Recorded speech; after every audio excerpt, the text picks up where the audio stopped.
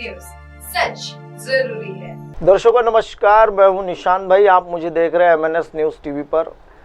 आज भी मैं आपके सामने एक नया और अलग विषय लेके आया हूं, क्योंकि जब भी मैं शिक्षा घोटाले की न्यूज़ करता हूं तो थोड़ा उसमें हर बार नयापन होता है। और वो नयापन इसलिए होता है क्योंकि सरकार के नुमाइंदे जो होते हैं, सरकारी कर्मचारी और सरकार में चुन के दिए गए सत्ता के पक्ष के लोग कहीं ना कहीं जनता को संभ्रम निर्माण करते हैं और उसी के लिए पत्रकार को निष्पक्ष पत्रकारिता करनी पड़ती है।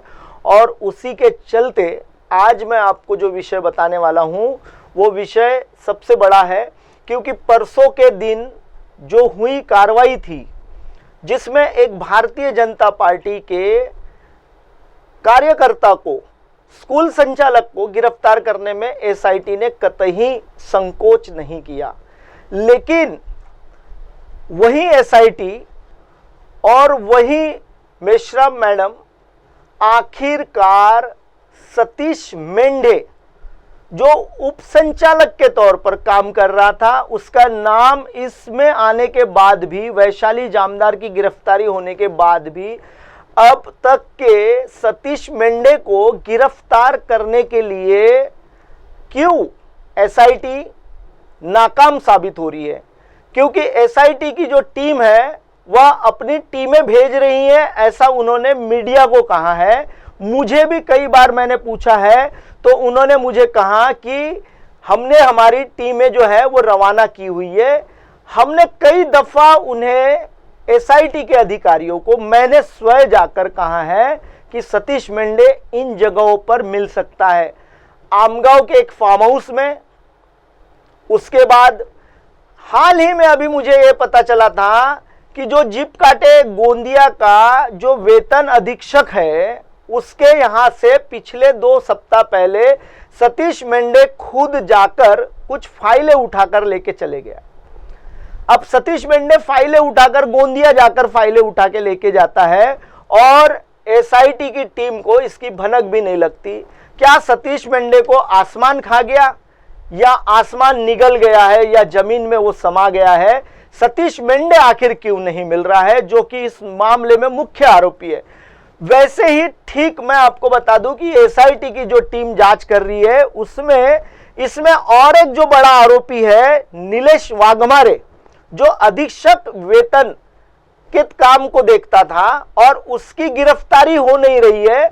उसके सारे बैंक अकाउंट एसआईटी ने सीज कर दिए हैं, ऐसा हमें एसआईटी ने बताया है। मैं इसका दावा नहीं करता कि यह बात सच है, लेकिन एसआईटी ने मुझे बताया है कि ये हमने नीलेश वाघमारे के जो सारे अकाउंट्स वगैरह है वो सारे फ्रीज कर दिए हैं, रोक दिया है उनका ट्रांजैक्शन। लेकिन सतीश मेंढे के मामले में, अब ये सतीश मेंढे है कौन? सतीश मेंढे सुनील मेंढे जो पूर्व सांसद रह चुके हैं, भारतीय जनता पार्टी के सांसद रह चुके हैं, उनका बड़ा भाई है। भंडारा में रहता है, नागपुर में भी उसका घर है। सतीश मेंढे कहां रहता है, क्या करता है, ये सारी एसआईटी को जानकारी होने के बावजूद आखिर क्यों इसे धर दबोचा नहीं जा रहा है? दर्शकों, अभी आप जो लेटर देख रहे हैं ये लेटर है 2018 के 4 सितंबर 2018 को जारी हुआ। संकीर्ण नंबर है 2018 संकीर्ण क्रमांक 61/18 TNT1 है ये लेटर। अब ये लेटर जो है मंत्रालय मुंबई से शालेय शिक्षण क्रीड़ा विभाग से जारी किया गया है, भावभूति शिक्षण संस्था आमगांव के लिए जारी किया गया है।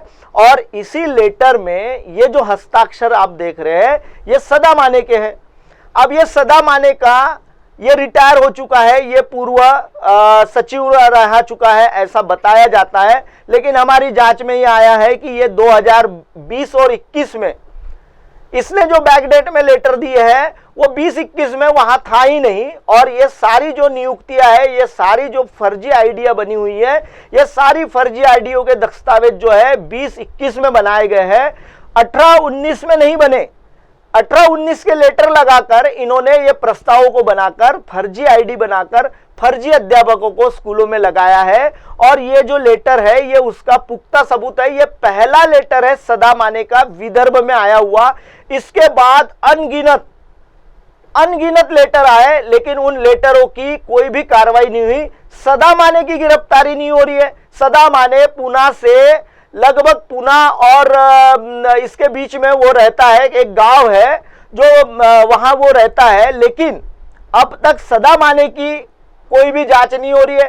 सारे दस्तावेज सरकार के, सारे दस्तावेज, सभी चीजें मिलने के बाद भी एसआईटी आखिर, भाई मैंने कल परसों की न्यूज में मेश्राम मैडम की तारीफ की, क्योंकि उन्होंने निष्पक्ष तौर पर भारतीय जनता पार्टी के एक रसूखदार नेता को गिरफ्तार कर लिया, और उसमें हमें लगने लगा कि कहीं ना कहीं निष्पक्ष जांच हो रही है। लेकिन आखिर यह जो सतीश मेंढे है, सतीश मेंढे का अकाउंट हमने अभी, फेसबुक का अकाउंट मैंने खंगाला दर्शकों, तो सतीश मेंढे का कहीं भी कोई अकाउंट मुझे मिला नहीं, जबकि उसका सतीश मेंढे का पुराना फेसबुक अकाउंट था। सुनील मेंढे की भी फेसबुक आईडी पर जाकर मैंने सतीश मेंढे के नाम को सर्च किया, लेकिन वहां भी वो फ्रेंड में नहीं दिख रहा है। लेकिन जब वो इस तरीके से सोशल मीडिया से गायब हो गया है, लेकिन हमारे पास अभी ये जो देख रहे हैं आप, ये वो वीडियो है। इस वीडियो में सतीश मेंढे दिख रहा है, मुझसे हाथ भी मिला रहा है, और मैंने उससे कहा कि सदा माने कौन है, और वो सदा माने को न मिलाते हुए सीधे जा रहा है। और ये जो अभी आप पीछे देख रहे हैं, यही वो सदा माने हैं। और एक ये वड़सा के स्कूल के, वड़सा और आरमोरी में एक कार्यक्रम था, उसी कार्यक्रम के लिए इनको वहां बुलाया गया था, और वहां बुलाने के बाद इन लोगों को जब पता चला कि मीडिया इनका पीछा कर रहा है, हम लोग इनका पीछा कर रहे हैं, तो ऐसे भाग निकले कि सामने से गाड़ी से तो उतरे, लेकिन कब कहां से निकले और कहां गायब हो गए ये किसी को नहीं पता चला। सारा मीडिया सिर्फ राह देखते रहा कि सदा माने का वीडियो मिल जाएगा। बस मेरे कैमरामैन ने ये इतना सा वीडियो रिकॉर्ड कर पाया था, क्योंकि वो उस समय जब हम लोग वहां हमारा कैमरा शुरू कर खड़े थे, उस दौरान वो जस्ट मीडिया को देखकर सीधे उस घर में घुस गए जहां वो कार्यक्रम स्थल पर जाने वाले थे, लेकिन कोई कार्यक्रम स्थल पर वो पहुंचे नहीं थे और कार्यक्रम रद्द कर दिया गया था। दर्शकों, आपको बताने का मेरा यह तात्पर्य था कि इस पूरे मामले में सतीश मेंढे की गिरफ्तारी नहीं हो रही है। सतीश मेंढे की गिरफ्तारी के लिए क्यों आखिर एसआईटी आनाकानी कर रही है, और नीलेश वाघमारे को क्यों नहीं अभी तक के गिरफ्तार किया जा रहा है। नीलेश वाघमारे के बारे में कई बार, कई उसके गोवा में रिसोर्ट है तो ऐसा है, बहुत सारी चीजें छपी है, लेकिन आखिर इनको बचा कौन रहा है, इनको गिरफ्तार होने से बचा कौन रहा है। दर्शकों, फिलहाल वक्त तो चला एक ब्रेक का। ब्रेक से लौटने के बाद मैं आपको बताऊंगा लाखांदूर की डॉक्टर बाबा साहेब आंबेडकर विद्यालय में किस प्रकार से अध्यापक घोटाले को खेला गया है, और उसकी एसआईटी के तरफ लाखांदूर के जो पुलिस विभाग है, लाखांदूर का जो थाना प्रभारी है, उन्होंने एसआईटी को वो लेटर वर्गीकृत कर दिया गया है, क्योंकि ऑलरेडी मामला दर्ज है। मैं पूरी जानकारी आपको बनाऊंगा, बने रहिए एमएनएस न्यूज पर। हाय, मैं हूं तापसी पन्नू और आप देख रहे हैं एमएनएस न्यूज। आप देख रहे हैं एमएनएस न्यूज, सच जरूरी।